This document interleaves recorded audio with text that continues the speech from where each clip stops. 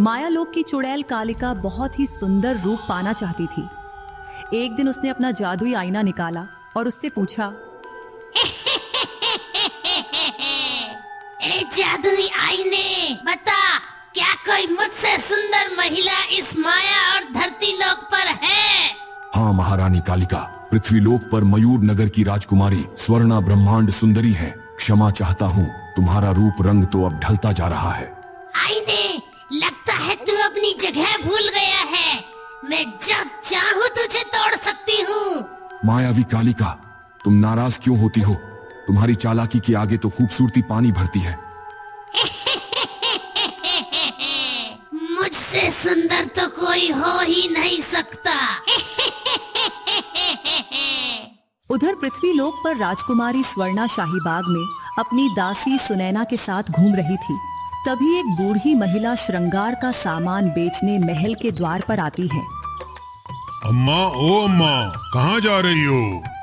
बेटा, मैं बूढ़ी तो महारानी और राजकुमारी के लिए श्रृंगार का सामान लाई हूँ। क्षमा करना अम्मा, परंतु तुम ऐसे महल में प्रवेश नहीं कर सकती हो।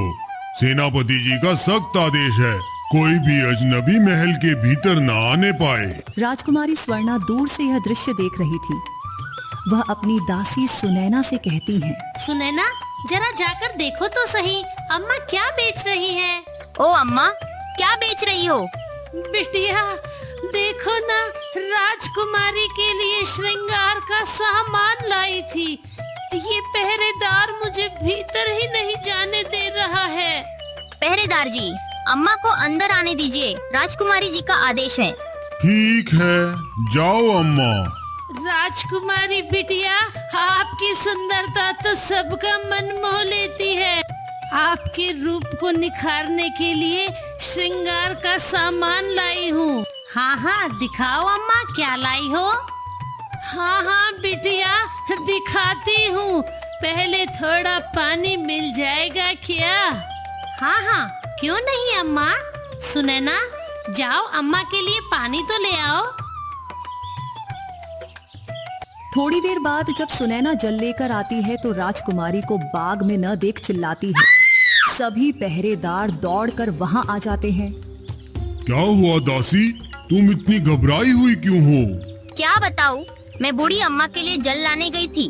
वापिस आई तो यहाँ न तो अम्मा है और राजकुमारी जी भी कहीं दिखाई नहीं दे रही है। पहरेदारों, बंदी बना लो इस सुनैना को। इसी ने राजकुमारी को गायब किया है। ले चलो इसे महाराज के समक्ष। नहीं नहीं सेनापति जी, मुझे नहीं पता राजकुमारी जी कहाँ है। सेनापति सुनैना को महाराज के सामने प्रस्तुत करते हैं। सुनैना महाराज और महारानी को सारी बात बताती है। क्या कह रहे हो सेनापति? ऐसे कैसे राजकुमारी महल से गायब हो सकती है? हे भगवान, ना जाने राजकुमारी स्वर्णा किस हाल में होगी। महाराज, आप कुछ कीजिए ना। महाराज, आप चिंता न करें, मैं अभी सेना लेकर राजकुमारी की खोज में निकलता हूँ। नहीं सेनापति जी, आप और महामंत्री जी यहीं रुककर राज्य और महारानी की रक्षा कीजिए। राजकुमारी को ढूंढने मैं जाऊंगा। जो आज्ञा महाराज। राजा मयूर ध्वज घोड़े पर सवार हो राजकुमारी को ढूंढने निकल जाते हैं। चलते चलते महाराज एक घने वन में पहुंच जाते हैं। वहां उनको एक पेड़ से दिव्य आभा निकलती दिखाई देती है और तभी महाराज ने एक आवाज सुनी। हे राजन, अपनी पुत्री स्वर्णा को ढूंढ रहे हो? यह तो किसी दिव्य पुरुष की आवाज जान पड़ती है। हे महात्मा, आप कौन हैं?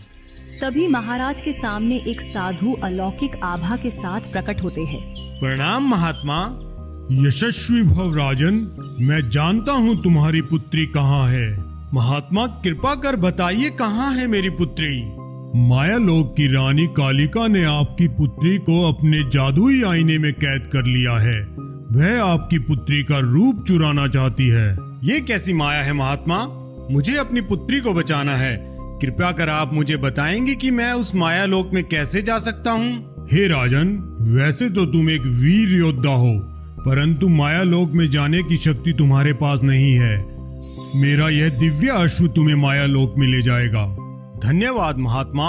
राजन, राजकुमारी को माया लोक से जल्द मुक्त करा लें। मायावी कालिका ने उनकी सारी सकारात्मक ऊर्जा चुरा ली है। 2 दिन बाद अमावस्या की रात है। उस रात को वह उनका रूप भी चुरा लेगी।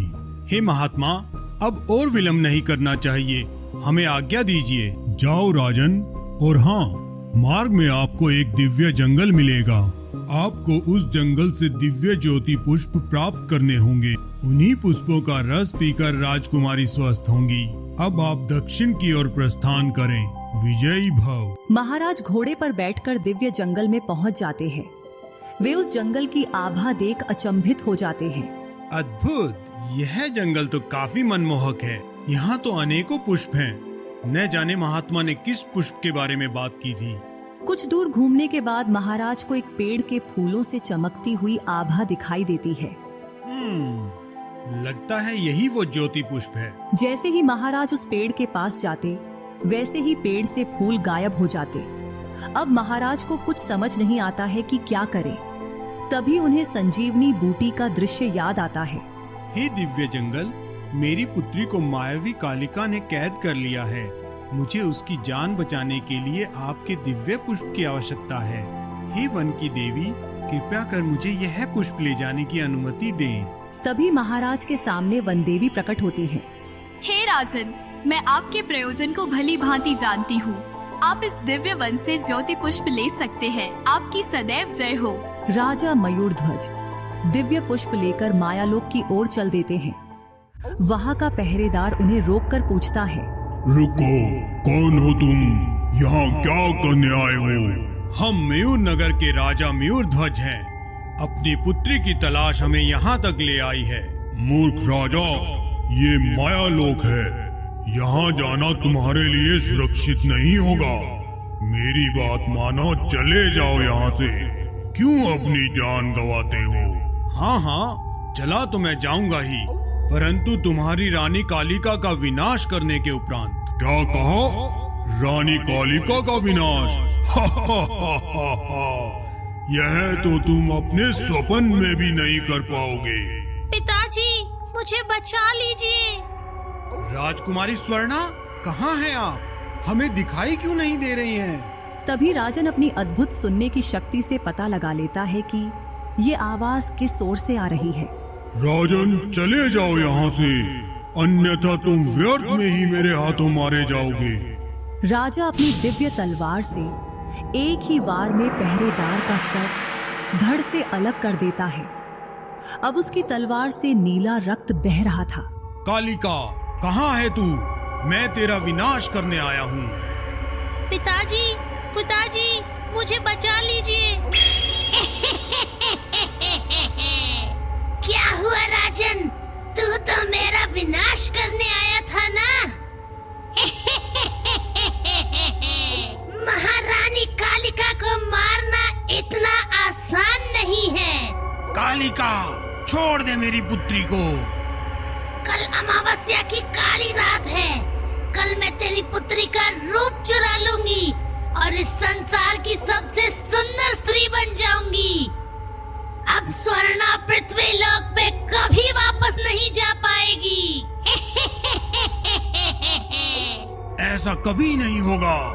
मैं स्वर्णा को तेरे चंगुल से आज ही मुक्त कराऊंगा। वो देखो, राजकुमारी स्वर्णा उस जादुई आईने में कैद है। जो छुड़ा सकते हो तो छुड़ा लो राजन। जाओ, तोड़ दो उस आईने को और निकाल लो स्वर्णा को बाहर। महाराज जल्दी से जाकर पेड़ पर टंगे उस आईने को देख कहते हैं, पुत्री स्वर्णा, तुम आईने से बाहर आने की कोशिश करो। पिताजी, मैं बहुत कमजोर हो गई हूँ। मुझसे खड़ा भी नहीं हुआ जा रहा है। तभी महाराज चालाकी से फुर्ती दिखाते हुए आईने को उछलकर लपक लेते हैं और तुरंत ही वह आईना कालिका को दिखाते हैं। जैसे ही कालिका उस आईने में देखती है तो आईना चूर चूर हो जाता है और राजकुमारी कैद से मुक्त हो जाती है। धोखेबाज राजन, ये क्या किया तूने? अमावस्या तक मुझे ये आईना नहीं देखना था। थोड़ी देर बाद कालिका के पूरे शरीर से नीला खून निकलने लगता है और वह जलकर भस्म हो जाती है। पुत्री स्वर्णा, बिना विलंब किए तुम यह पुष्प का रस पी लो। इससे तुम्हारे शरीर में तुरंत ऊर्जा आ जाएगी। राजकुमारी स्वर्णा दिव्य ज्योति पुष्प का रस पीकर जल्द ही स्वस्थ हो जाती है। धन्यवाद पिताश्री, आज आपने मेरी जान बचाई है। यह तो हमारा कर्तव्य था पुत्री। वैसे भी हम एक राजा के साथ साथ तुम्हारे पिता भी हैं। पिताश्री, मुझे जादुई आईने से मुक्त कराने की युक्ति का भेद आपको कैसे पता चला? हम तुम्हारी खोज में जब राज्य से निकले तो जंगल में हमारी भेंट एक साधु महात्मा से हुई। उन्होंने हमें बताया कि कालिका ने तुम्हें एक आईने में बंदी बना रखा है। साथ ही उन्होंने मुझे कहा, यदि कालिका अमावस्या की रात से पहले उस आईने में खुद को देखती है तो उसका विनाश हो जाएगा, अन्यथा वह तुम्हारा रूप धारण कर लेगी। चलो पुत्री, अब हम राज्य की ओर चलते हैं। फिर तुम्हारी माँ भी तो बहुत चिंतित है। अब उसी दिव्य घोड़े पर बैठ महाराज राजकुमारी के साथ साधु महात्मा के पास आते हैं। प्रणाम महात्मा। प्रणाम राजन। आप दोनों सदैव खुशहाल रहें। यशस्वी भव राजन। धन्यवाद महात्मा, यह सब सिर्फ आपके दिव्य प्रताप से ही संभव हो पाया है। महात्मा, हम आपको यह दिव्य अश्व लौटाने आए हैं। राजन, यह अश्व अब हमेशा आपके पास रहेगा। यह हमारी ओर से आपको एक भेंट है। जब भी आपको जन कल्याण के लिए इसकी आवश्यकता होगी, यह स्वयं प्रकट हो जाएगा। अब राजा अपने घोड़े पर सवार हो नगर में आ जाते हैं। महल में रानी दोनों की आरती उतार कर प्रभु को धन्यवाद करती हैं।